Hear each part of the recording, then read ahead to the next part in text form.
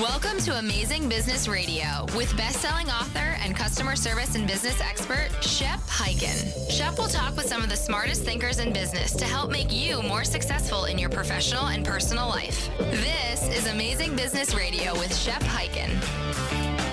Hello, everybody. It's Shep Hyken here. We're back with another episode of Amazing Business Radio. Very excited that we have Dr. Mindy Weinstein, who is an author, and her book is titled The Power of Scarcity. That's exactly what we're going to talk about, is how to use scarcity to create an even better customer experience.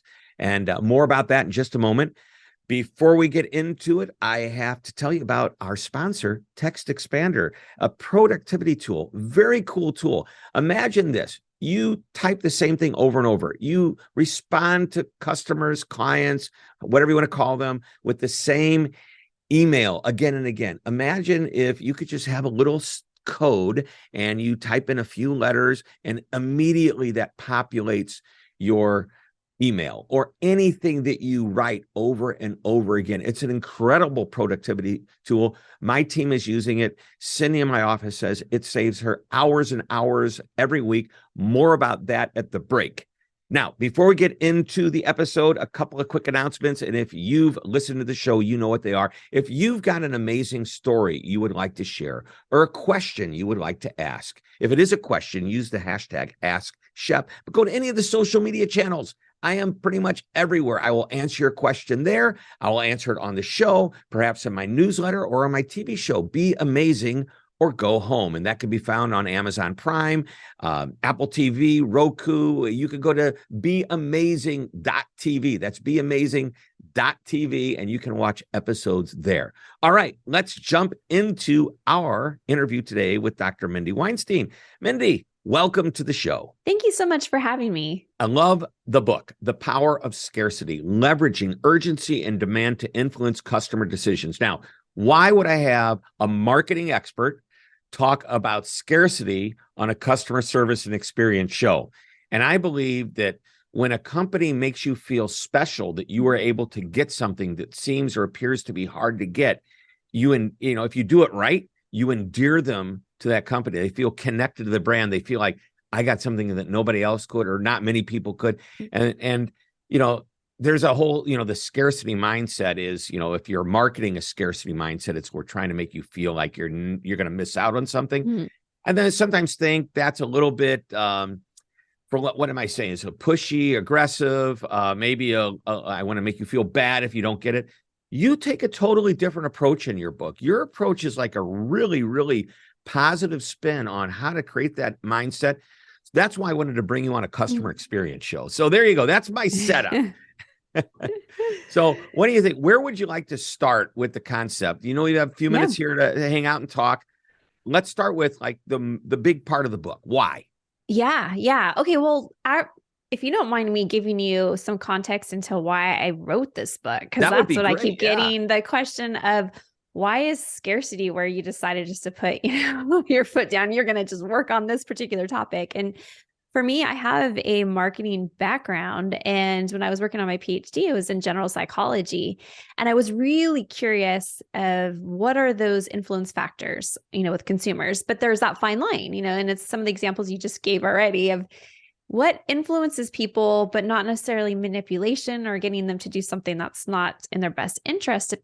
When I started studying these different factors, scarcity stood out to me because it is so primal and it's a lot more than what most of us think. Because most of us think scarcity, and it's what you just said, FOMO, which FOMO, there is a chapter dedicated to that because it's part of scarcity, but it's so much more than that.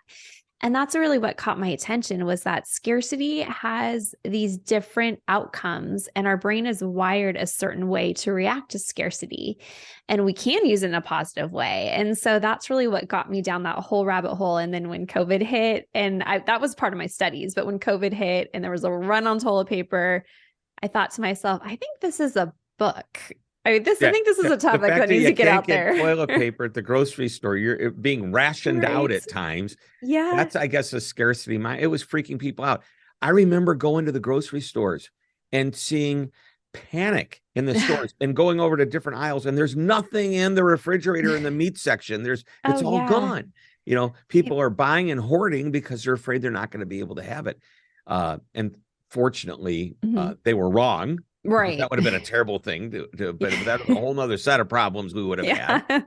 But yeah, I get it. I totally get it. So the psychology behind it, a company, they want to create the scarcity mindset. Is that part of what may drive sales and may drive an experience, ideally a fulfilling experience? Because I was able to get hopefully something better than toilet paper, but I come home with a bag of Charmin and I go, oh, honey, did I have the best day today?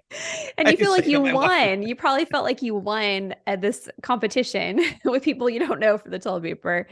Well, so there's a lot. Okay, I want to start with, let's look at the 4 different types of scarcity, because that's going to help us unpack this and how does this work with customers. So through my studies, that was one of the things right away I realized is that most of us, when we think of scarcity, it's that buy now or you're going to miss out forever. And that's where that FOMO comes in. But that's just time-related scarcity. That's just one type. That's a restriction on time. But then there's supply related, and that is where it could be a supply shortage, but it could be also something that's limited intentionally to create that exclusivity or that feeling of uniqueness or being special. We see that a lot with Nike drops, for example. Then there's demand related scarcity, and that's true popularity. People are excited, they want something, or they know it's going to be in high demand and they want to make sure they get out there and get something. So that's even bestsellers. And then the last one, the 4th one, is limited edition. And limited edition, it actually is a form of supply related scarcity, but it's just a spin, as most of us know, on the original. So it could be a service bundle, given to customers. That's a limited edition. It could be a product that just has different packaging. It could be something that comes out for just a limited time.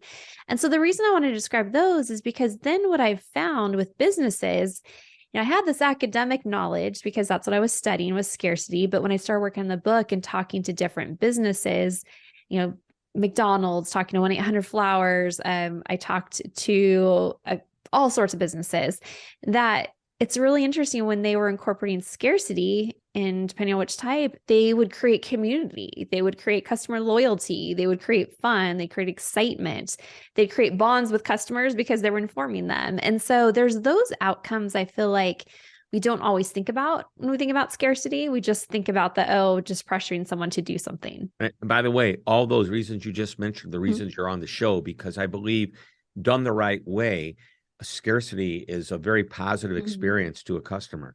No doubt we're running a special, buy this today and you get a service bundle that you're not going to get any other time of the year. There was a clothing store I used to buy all my clothes from. And I say, I only come in twice a year. One, when you mark everything down to retail, you're 2 times sales. And we laugh about that. But really, that was my cadence for years. I want a sport coat. I want to get a sport coat and a suit every year. In the summer, I get a sport coat. The suit I get in January when you have your after holiday sale. And you can count on me. And I even asked, and I realized if you don't buy it before it goes on sale, you might miss out if it's not there anymore. But that didn't bother me. But one of the things the owner of the store said is that, but I could have 1,000 customers that would come in twice a year, just like you. I wouldn't have to be open for any more than 2 months a year because you guys make our business. Interesting. And it's that loyalty too. It made me feel good about, Right. Absolutely. And it's interesting too, as you're saying that, I was thinking about one of the businesses I actually interviewed, and completely different business, not retail. It's, they run a huge group, and I don't even want to call it networking group because it's just big professional group. It's, national. Actually, I think they even became global during COVID because they were able to have some virtual aspect too. But when I was talking to the founder of that organization, they hold these events, every single week. But for the people who are joining physically, there are only so many seats. I mean, you can't do anything about that. There are so many physical seats and they always fill up. And so he said, his name's David. He said, I just came to realize that if I did not update my members and send them an email that says, we are, 25% full and all of that, because some of those times we're skeptical when we get those as customers. But he said, if I didn't do that, and then someone tried to register for the event and just got a message, we're full, it was a bad experience for them and they actually got upset. And so he looked at it as, I'm informing my members, because that's what he calls them. I'm informing them and I'm helping them. And of course, you always have to have value. I mean, everything we're talking about, there has to be value there. You go to that store because you like their clothing. There has to be some reason that's going to draw us in. But when you as a business, or in that circumstance I was talking about, you're letting people know, you're important to us. We want to keep you in the loop on what's happening. So I think what you've given people by creating a scarcity mindset, first of all, you can't do it unless it's real. What you're talking about has to be legit. I can't tell you there's only 200 tickets left if there's really 600 and I'm trying to sell 200, more. You'll get caught. End of story. Nobody will ever trust you again.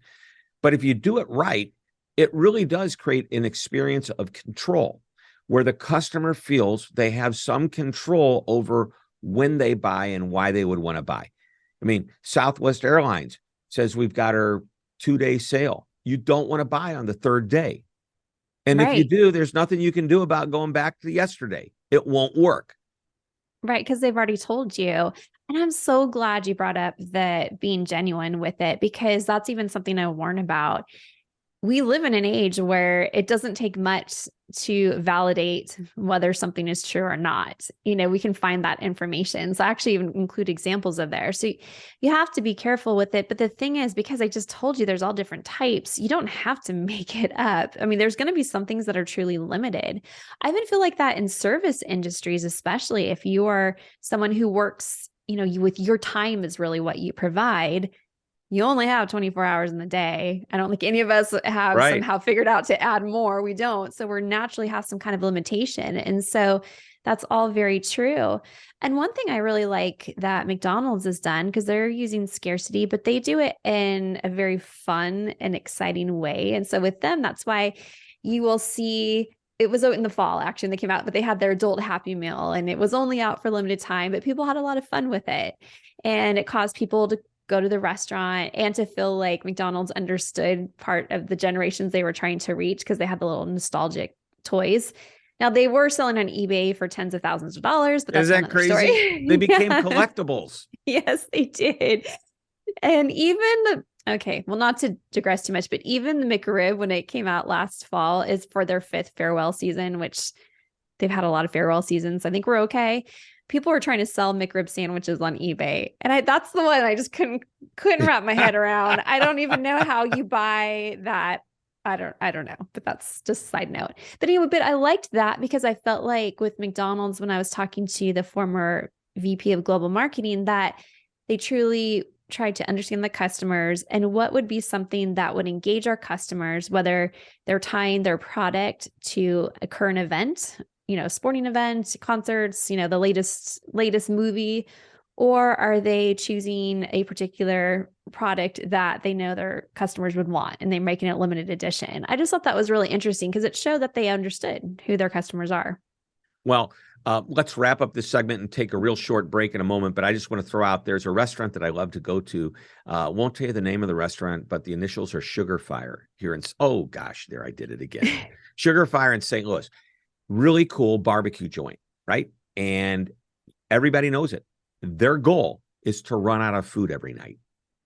So if you love ribs and they close at 9 o'clock at night, I don't know, maybe they close at 8, 10, whatever it is, chances are if you show up at 8:30, 8:45, they're going to have been out of ribs for a while, So they do that because they don't want they want to sell it fresh and there's just a limited supply. Never have they ever said anything that would make me feel that there's this scarcity marketing technique that they're using. They're just saying, we're not going to sell leftover food tomorrow, so we need to just make enough. And if we're good, the last person who comes in here will be the last piece of meat that we sell that night. And then they'll have to start all over the next day.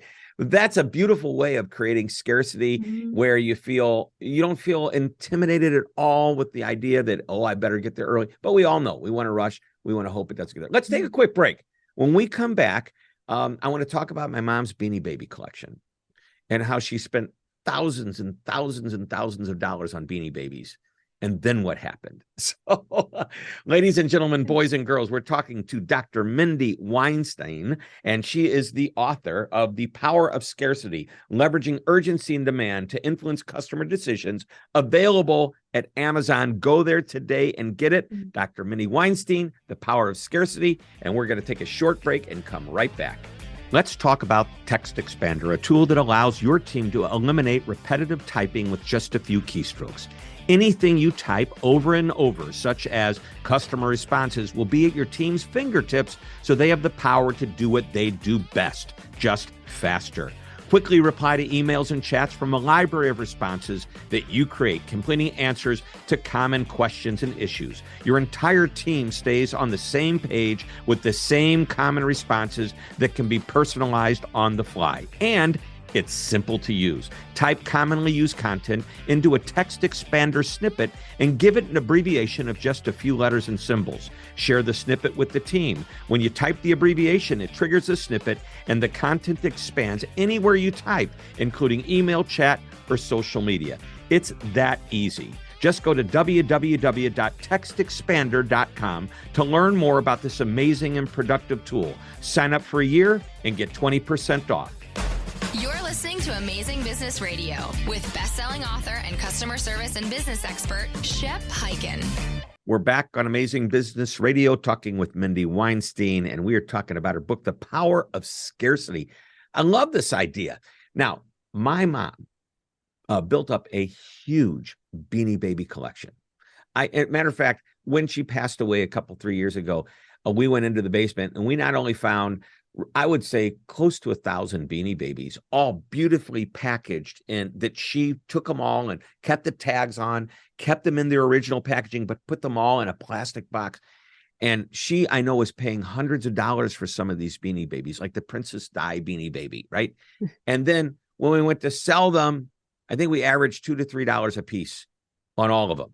So let's talk about how a company like Beanie Baby, I know you have some others that are in here, even on your dust jacket, you talk about the Tickle Me Elmo dolls that sold in the stores for $29.99 that were on eBay for $7,000, kind of like the McRib sandwich. Yes, yes. By the way, talk about scarcity. Don't wait too long, because by the time you get it, the bread will have mold in it. So. I wouldn't advise eating a McRib you buy on eBay. That might be a whole nother podcast. That's crazy. Anyway, I wonder what the liability opportunity is. I got sick from that McRib that you bought and sold, the 2-week-old McRib. Right. So, that's great. Anyway, well, let's talk about that. Beanie Baby, I think, is a perfect example of all 4 of the scarcity type, examples. There's time, because they would come out with Beanie Babies based on the time of year, something going on in the world, supply related, limited number. The demand was high because people wanted them. And of course, many of these were true limited editions, which forces supply and demand to be affected. So they had all 4 going at once, didn't they? Right. They absolutely did. And so, I mean, definitely that was a huge part of the popularity and the frenzy. But here's the thing too, that's interesting about collectors. So Beanie Baby collectors, or even collecting something else, is that there's different things that happen to you. One, it's that you want to feel that uniqueness, that you have this Princess Di Beanie Baby that a lot of other people don't have. It does make you feel special.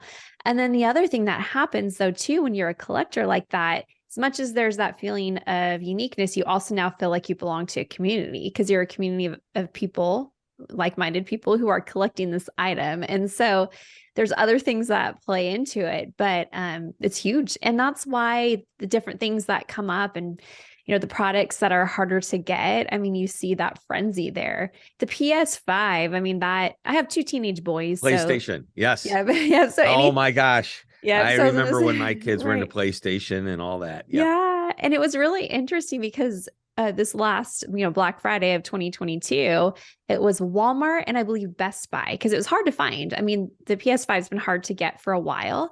Now, what they did is they ended up, because they have their special, you could pay to be, a member. I think it's Walmart Plus, and I forget what Best Buy's is. It's slipping my mind right now, but you pay for this reward membership.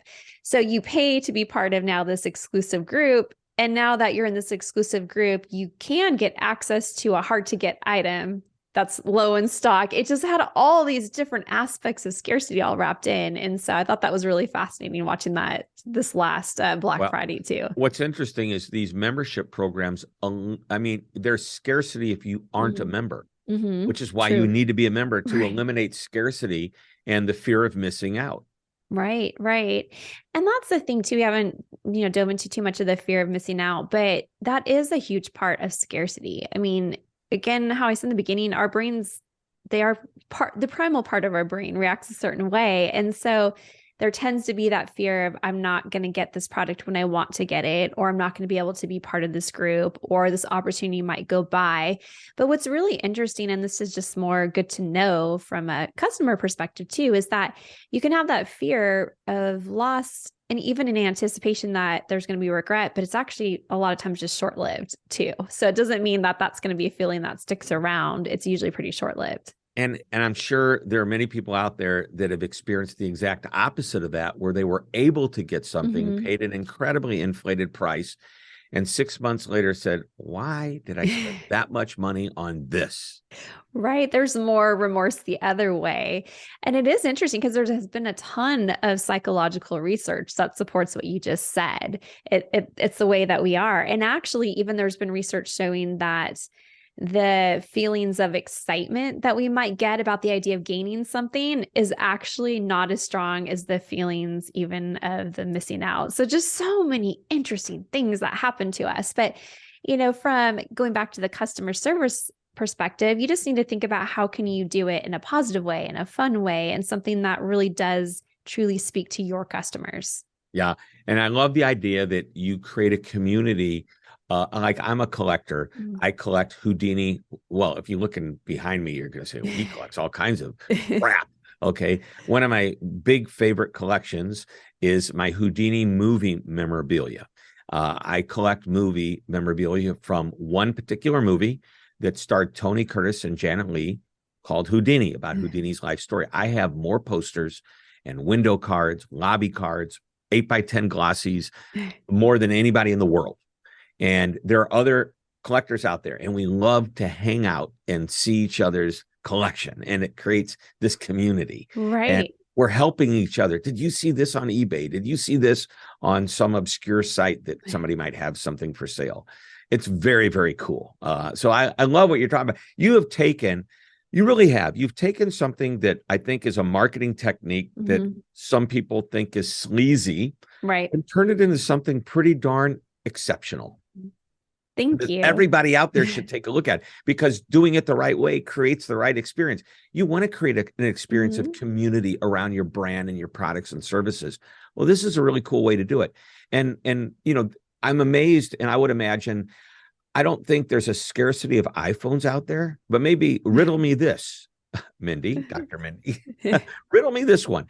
Why is it, knowing that if I'm going to get my iPhone, why should I stand in line for hours and hours, maybe days, in front of the AT&T or whatever the store is, the Apple store, to get my iPhone, when I know, I could wait about a week and I'm going to be able to get one? What is it that makes people want to do that? Well, okay. So if you think about it, it's not everybody. So not everybody's going to do that. Some people are like, oh, I'm good with waiting. It's the people who want self-expression. They want to go on social media and show that they have the latest phone, to feel like they're an early adopter, that they're, more, ahead of the game. I mean, there's certain ways that people are wired that they're going to be more drawn to that. So that's that why. has nothing about fear of missing out. It's actually for those people a bit, because they're going to miss that opportunity to be one of the first adopters. No, but I think there's a fulfilling piece of it that makes them feel I'm fulfilled because I'm an early adopter. I proved that I'm an early adopter. And the proof that I'm willing to do that is probably more important than the scarcity itself. Right. And that's the thing. I mean, with everything we're talking about, so much is just the psychology part. I mean, when I'm saying I've been studying scarcity, I'm not talking about from an economic point of view. I'm talking about the point of view of what is it doing to us, and how is it driving us? Because it's pretty amazing. Yep. Well, wrapping it all up, I want to always ask the one thing question, and I'd love for you to share one golden nugget from the book that would just make us want to go out there and buy this book, The Power of Scarcity. So I know what it is, by the way. Just going to, here's my nugget. Buy it because you might run out. You might go out of print. No, that's not enough. Go ahead. I interrupted you. I apologize. No, that is too funny. I know actually when it first was released, Amazon had messages on there that was, only 5 left. And I had people screenshotting that, sending it to me going, you did this on purpose. Like I did not, exactly. But it couldn't have gone better. Right. So, but I think you're okay now. I think you can go on there. My golden nugget, and this is something that I actually love so much about this whole idea with scarcity, is that implementing it to build that community, to strengthen those relationships, to build that fun and excitement, you can do it without spending a dime. I mean, it's a matter of just how are you wording things? I mean, that's really what it comes down to. What words are you using? Because you probably have some scarcity already in your business and you're just not communicating it. And that's what I find so brilliant about it. So I'm not proposing a new tactic that you're like, great, I got to add this to the budget. No, just you need to think about how you are positioning and wording your messages to your customers. Can you give us an example of a phrase that is exactly what you're talking about? Yeah. I mean, this one is actually super simple, but I got this actually from talking to a jewelry company, the executive, and she's got a multi-million-dollar, $20 million business. And so she said for them, by accident, they just realized that when they'd been sending emails out to customers, but when they actually just put in the subject line, restocked, and then put the product in there, that's all. They were just trying to let people know because the product had been out. They sold out instantly again. And it wasn't a marketing ploy. It wasn't anything like that. It was just using the right word. It wasn't the product as the subject line. It just restocked, and there are things like that. Yeah. Restocked implies we sold out before. Mm-hmm. We might get it before we sell out again. Right. And then the rest of the message wasn't, just went into the product and here you could buy now. So there's simple things like that. Again, that you don't have to break the bank to use this principle. Just really be intentional about your wording. I love it. Great episode today. You shared really a tremendous amount of nuggets. I urge you to listen, everybody, to this again and again, at least 2 or 3 times, pick up the ideas before we take it off the air. No, I'm just kidding. Just kidding. We won't do that. But Mindy, thanks so much for being on the show. This is why we call it Amazing Business Radio. You've been awesome. Thank you so much. This has been great. All right, everybody, that wraps it up. Another amazing interview. We will be back next week with another guest. Please tune in. Until that time, this is Shep Hyken reminding you to always be amazing.